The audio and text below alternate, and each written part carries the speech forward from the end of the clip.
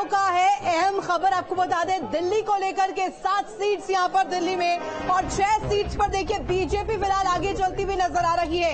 1 seat पर महज कांग्रेस आगे चल रही है। तो ये आंकड़ा देखिए अभी तक किस तरीके से सामने आया। दिल्ली को लेकर के 7 सीट्स और 7 में से 6 सीट्स पर बीजेपी आगे, 1 सीट पर कांग्रेस आगे। उत्तर पूर्वी दिल्ली से मनोज तिवारी आगे चल रहे हैं और इसके साथ साथ पूर्वी दिल्ली की बात की जाए, हर्ष मल्होत्रा भी आगे चलते हुए नजर आ रहे हैं। नई दिल्ली की बात करें, बासी स्वराज भी यहां से आगे है। बांसुरी स्वराज जिन्होंने अभी तक बढ़त हासिल की है। और साथ ही साथ अगर बात की जाए उत्तर पश्चिम दिल्ली की, योगेंद्र चंदोलिया आगे है। पश्चिम दिल्ली से कमलजीत सहरावत आगे है। दक्षिण दिल्ली से रामवीर सिंह बिधूड़ी आगे है। चांदनी चौक सीट से जयप्रकाश अग्रवाल आगे चल रहे हैं। तो यानी कि देखिए दिल्ली का ये दंगल, 6 सीट्स बीजेपी आगे चल रही है। चलिए सीधे रुक करेंगे स्टूडियो का, जहां मेरे सहयोगी राहुल मौजूद है। Over to you Rahul. तो दिल्ली का जो हिसाब किताब है वो रितु बता रही थी। जाहिर तौर पर जिस तरीके से लगातार कहां कौन आगे चल रहा है वो आपको बता रहे। बड़ी खबर, वाराणसी में पीएम मोदी 40,000 वोट से आगे। तो बड़ी खबर, वाराणसी में पीएम मोदी 40,000 वोट से आगे। तो जिस तरीके से आखिरी दौर में, आखिरी चरण में यहां वोटिंग हुई और अब ऐसे में जो रुझान 40,000 वोट से आगे, ये आंकड़े सामने आए हैं। लगातार गिनती हो रही है वोटों की। तो पीएम मोदी 40,000 वोट से आगे। हालांकि जब बैलेट से काउंटिंग की जा रही थी तब अजय राय थोड़ा आगे हुए। आलोक वर्मा जी हमारे साथ है, बीजेपी के प्रवक्ता जुड़ रहे हैं। आलोक वर्मा जी, उम्मीद जो थी आप लोग की टूट रही है, या अभी भी उम्मीद बात के बैठे हुए हैं कि कुछ बेहतर होगा, कुछ मिरेकल होगा क्या? मुझे लगता है कि 1 आध घंटे बाद आपको थोड़ा सा परिवर्तन नजर आएगा और इसमें कहीं कोई शक नहीं कि हमारी सरकार बनने जा रही है। हमारा अपना आकलन है, कहीं कुछ कमी रह जाती है, कहीं कुछ सीटें निश्चित रूप से कुछ उलट फेर हो जाता है।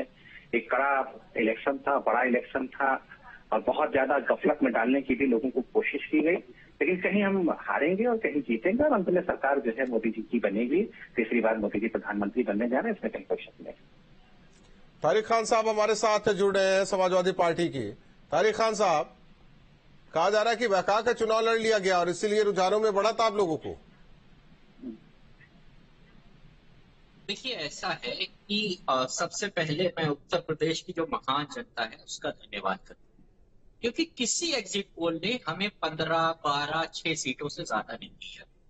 और मैं अभी भी कह रहा हूं कि हम 40 से 45 सीटें जीतेंगे उत्तर प्रदेश में। ये भी एक बड़ी बात है, ये भी एक संकेत है कि समाजवादी पार्टी का जनाधार उत्तर प्रदेश में है और इंडिया गठबंधन की सरकार बनाने में माननीय अखिलेश यादव और समाजवादी पार्टी बड़ा रोल अदा करेगी।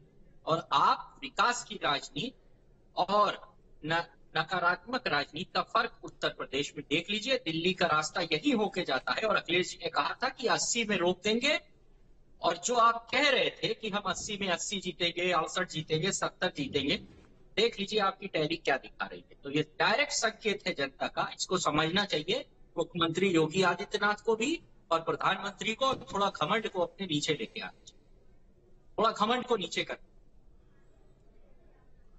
प्रयागराज का हाल जानते हैं, मानवेंद्र हमारे साथ सहयोगी जुड़ रहे हैं। मानवेंद्र, क्या हाल है प्रयागराज का, यानी कि इलाहाबाद लोकसभा सीट? अगर फूलपुर की भी जानकारी हो वो भी दीजिए।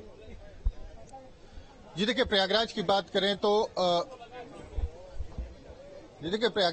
करें तो 672 वोट से जो कांग्रेस के उज्जवल रमन सिंह हैं वो इलाहाबाद लोकसभा सीट पर आगे चल रहे हैं। हालांकि हर राउंड में कभी नीरज त्रिपाठी बीजेपी के आगे हो जा रहे हैं, कभी उज्जवल रमन सिंह जो है वो लीड ले रहे हैं। तो अभी कह सकते हैं कि नेक टू नेक फाइट जैसी स्थिति है। अभी शुरुआती 2, 3, 4 राउंड की गणना हुई है, लेकिन जैसे जैसे समय बीतेगा अभी स्टेबल नहीं हो पा रहा। जो पूरे आंकड़े आ रहे हैं उसमें कभी कोई प्रत्याशी आगे दिखाई देता है, कभी दूसरा आगे दिखाई देता है और ज्यादा अंतर नहीं है। कभी कोई 1000 वोट से आगे हो रहा है, कभी कोई 3000 वोट से आगे हो रहा है। हर राउंड में ये आंकड़ा जो है थोड़ा सा डिफर कर रहा है, लेकिन एक स्टेबल जो आंकड़ा है वो अभी थोड़ा और समय चाहिए। उसके बाद जो है तस्वीर स्पष्ट हो जाएगी कि कोई ऐसी जो लीड कोई प्रत्याशी ले पाता है जो उसको जीत